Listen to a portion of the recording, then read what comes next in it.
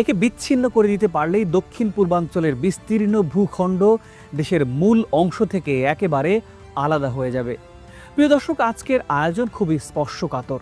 আশা করি পুরো আয়োজনে আপনারা পাশেই থাকবেন এবং অবশ্যই আপনার অভিমত জানাবেন মন্তব্য করে।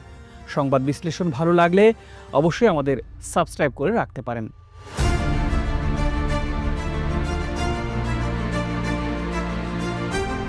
শুরু করছি আমার প্রিয় মাতৃভূমির ভূমি বিসর্জনের ইতিহাস দিয়ে।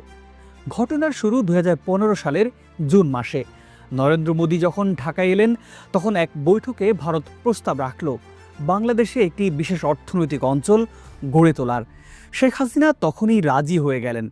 প্রথমে বাগেরহাটের মোংলায় বা রামপালের কাছে জমি দেওয়ার আলোচনা হয়। কথা অনুযায়ী রামপালে 300 একর জমিও ভারতকে দেয়া হয়, কিন্তু এখানেই শুরু হয় ভারতের কৌশলগত চাল। ভারত বলল,